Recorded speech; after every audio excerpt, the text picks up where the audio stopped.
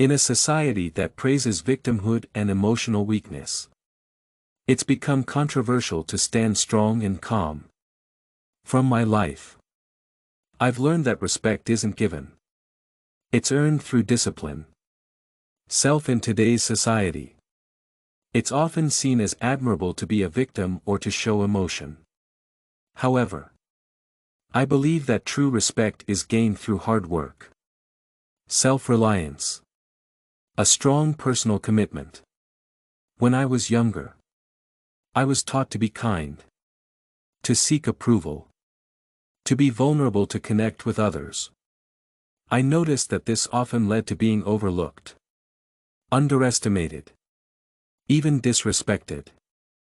A turning point for me was when I decided to embrace Stoicism, focusing on inner strength and self-reliance and a strong desire to be the best. When I was young, I was taught to be kind and polite. I was taught to seek approval and show vulnerability to connect with others.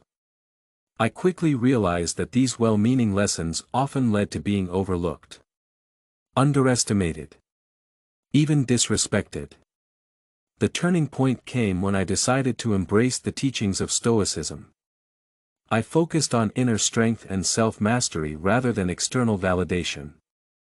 I began by cutting out the noise, avoiding unnecessary small talk, distancing myself from those who thrived on gossip and negativity. I learned to speak sparingly, ensuring that my words carried weight and purpose. I rejected the need for sympathy and stopped seeking validation from others. Instead, I found strength within myself. This shift was not easy. It was met with resistance and criticism from those who were accustomed to the old, more pliable version of me. Through this transformation, I discovered that commanding respect required a level of ruthlessness in prioritizing my own standards and expectations. I set high benchmarks, myself and others. I refused to settle for mediocrity. This meant making tough decisions, like ending relationships that no longer matched my values and leaving environments that encouraged weakness. I saw pain and challenges as opportunities for growth. This made me resilient and earned me respect. I found that being ruthlessly honest, even when it was uncomfortable, got me more respect than being nicer ever could. My silence was a powerful tool that showed strength and control. This journey taught me that true respect is demanded, not given. Depend on your principles and be unwavering in your commitment to them. In a world that often rewards people who are weak and easily hurt, being strong and stoic has not only changed my life, also earned me the respect and admiration I once sought in all the wrong places. With these Stoic lessons, you will learn how I gained respect from others. The first lesson is to set high standards. This means to hold everyone, including yourself, to high standards. In today's world, mediocrity is often seen as acceptable. Complacency can quickly become the norm. However, to command respect and demonstrate true strength, setting high standards is imperative. This principle demands that you hold yourself and those around you to high standards, exceptional levels of performance and integrity. It is a call to reject the ordinary and strive for excellence in every aspect of life. The importance of high standards. Setting high standards is not about being perfect. It is about pursuing continuous improvement and maintaining a relentless drive toward excellence.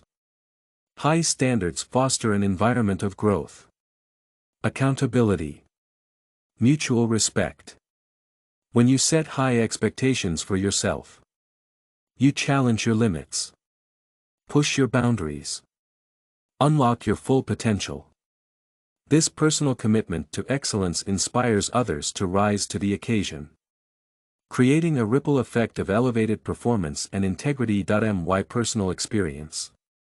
I remember a pivotal moment early in my career when I was managing a team on a critical project. At first, My team's work was not very good. It had a lot of errors and was not new or original. I knew that the reason for this was that we did not have clear goals or responsibility. So, I decided to change how we do things. I set high standards for every part of the project. From paying attention to the details to solving problems. This decision was met with resistance at first. Some team members felt the new standards were too demanding and unrealistic. However, I remained steadfast, leading by example and demonstrating the level of excellence I expected. Slowly but surely, the team began to adapt. They put in extra effort, sought innovative solutions, meticulously checked their work. The result was a project that not only exceeded the client's expectations, earning us praise and new opportunities. The deep message in the pursuit of high standards. Remember that it is not just about the tangible outcomes or praise. It is about cultivating a mindset that refuses to settle for less than what you are capable of achieving. It is about the quiet confidence that comes from knowing you have given your best effort. Regardless. The result is that I gained respect from others. High standards are a reflection of your character and your commitment to living a life of purpose and meaning. By holding yourself and others to high standards, you are making a statement about who you are and what you stand for. You are declaring that excellence is a habit, not an occasional act. This dedication to high standards is a powerful force. This can change your life and the lives of the people around you. In a world that often settles for average, don't settle. Pursue excellence. Lesson number 2, don't apologize for things that you don't need to. Only apologize when it's truly necessary. In our interactions, we often apologize for things that don't matter. This makes us less respected.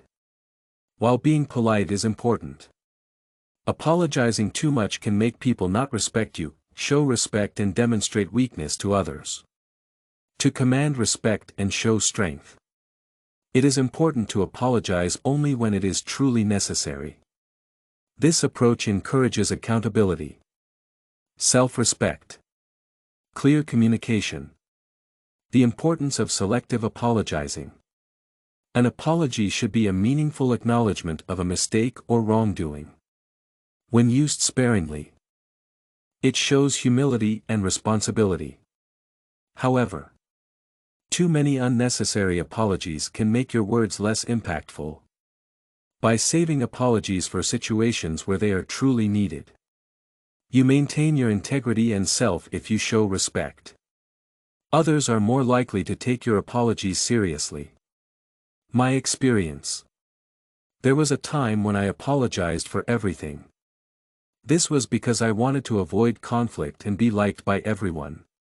But I soon realized that this made me look insecure and weak. It made others less respect me. One important moment was during a team meeting. I presented a new idea. A colleague immediately challenged it. My natural response was to apologize for any trouble my idea might have caused. My manager later told me that I shouldn't have apologized for something that wasn't even a mistake. He told me to believe in my ideas and to only apologize when I really made a mistake. I took this advice and stopped saying sorry for no reason. When I did make a mistake, I said sorry and took responsibility. This made other people see me in a better light. It made me feel more confident. It also made me feel more in control in my personal and professional life. When to avoid saying sorry. Different opinions. Don't be afraid to share your opinion. Healthy discussions are important for growth and new ideas. Taking space. Don't apologize for existing. Taking up space. Pursuing your goals and aspirations. Assertive actions. Stand by your decisions and actions if they are made with integrity and good intentions. Do not apologize for being assertive and taking charge. 4. Small problems. Don't feel the need to apologize for small everyday things that don't cause major problems or worry. When to apologize. 1. Genuine mistakes. If you make a genuine mistake that affects others, apologize sincerely and take responsibility for your actions. Hurtful actions. If your words or actions have hurt someone, you need to apologize to show that you understand their pain and want to make things better.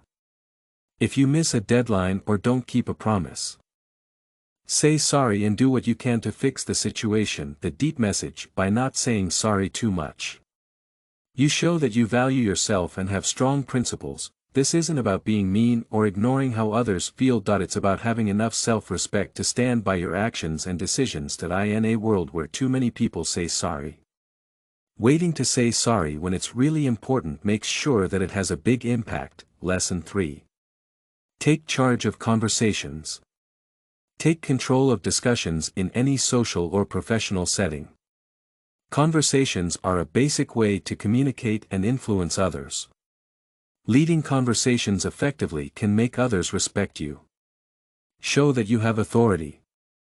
Guide interactions in a productive way. Taking charge of discussions doesn't mean controlling every interaction.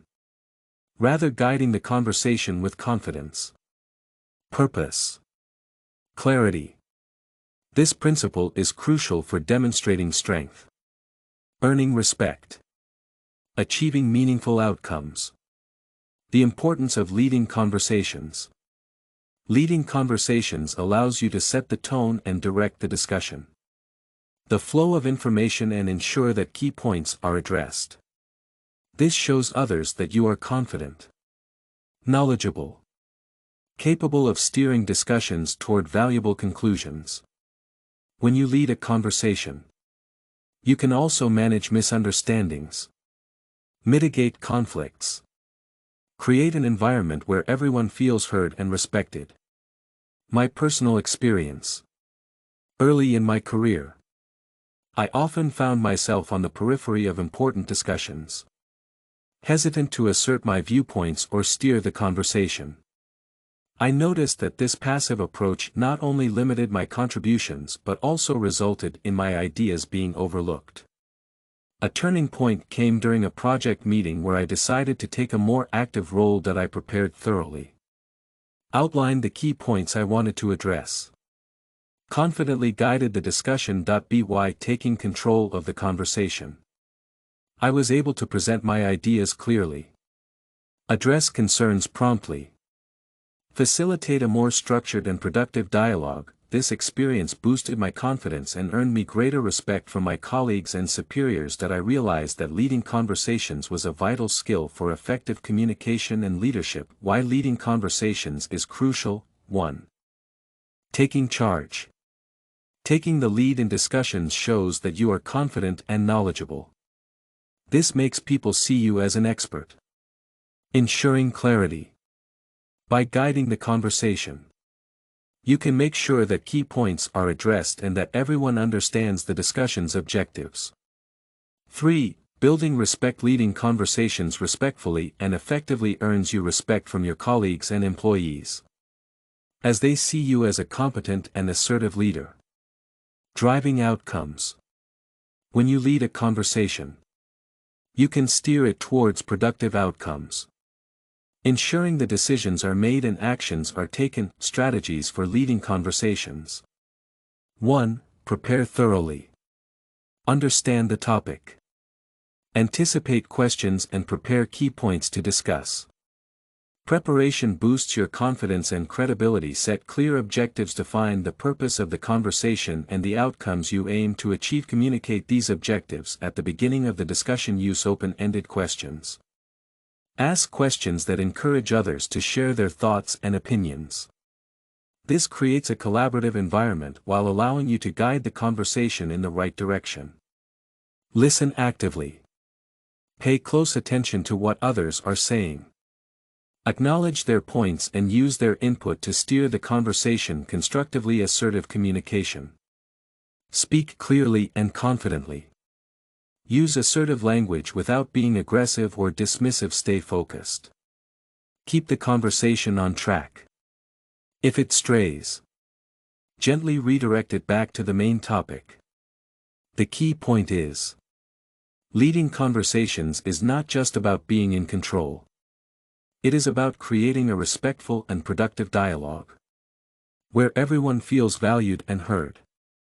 It is about creating an environment where ideas can be exchanged freely. Decisions can be made efficiently. By taking control of discussions, you show your commitment to meaningful communication and effective leadership. Lesson number 4. Control your finances.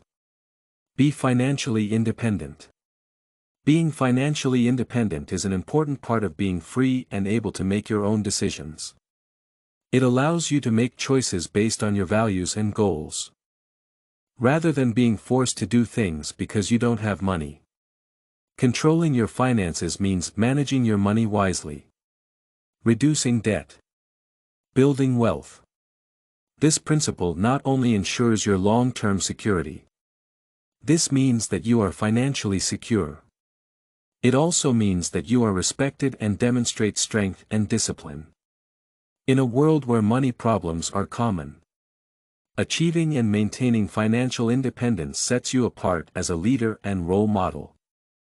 The importance of financial independence. Financial independence empowers you to live life on your own terms. It provides the freedom to pursue your passions, take risks, make decisions without being driven by financial constraints. When you control your finances, you demonstrate discipline, foresight, responsibility, qualities that command respect. Financial stability also reduces stress and anxiety, allowing you to focus on personal growth and development. My personal experience. Early in my career, I was caught in a cycle of living paycheck to paycheck, with mounting credit card debt and little savings. This financial instability affected my confidence, limited my opportunities, caused significant stress realizing the need for change.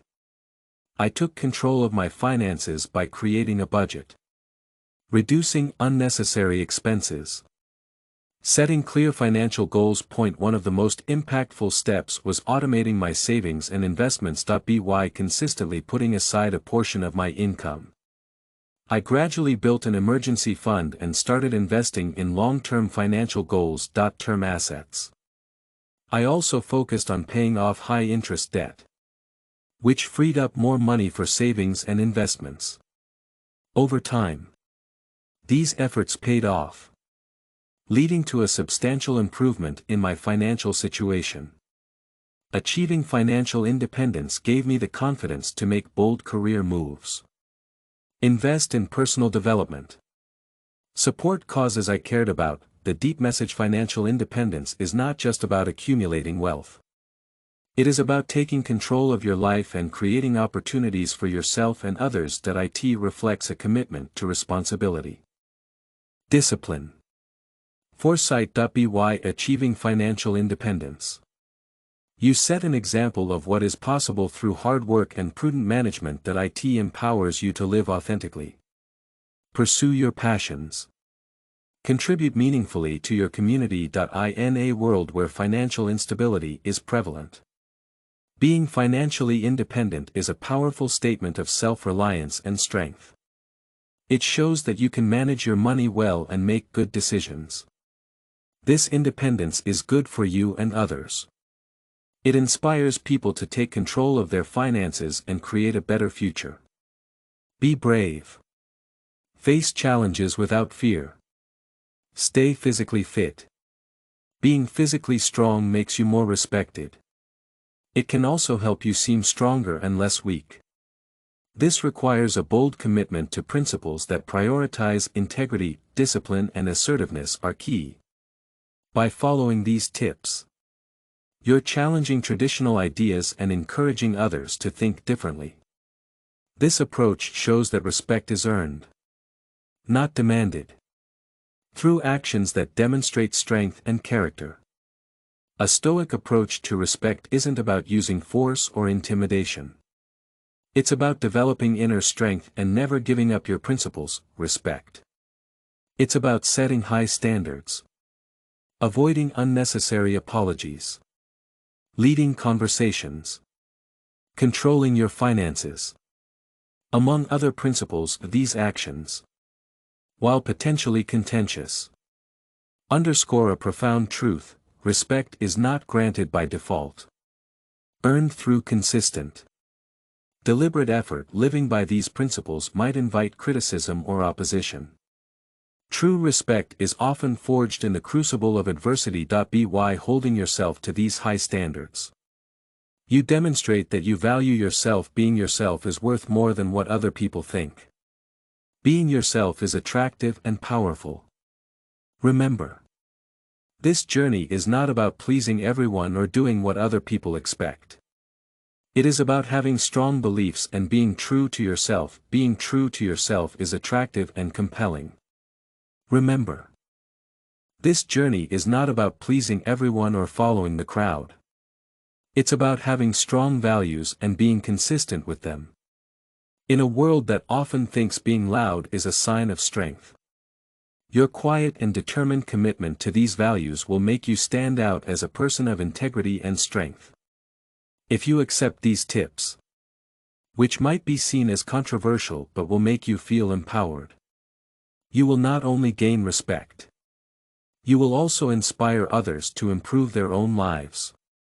By doing this, you will change not just your own life, the world around you, one step at a time.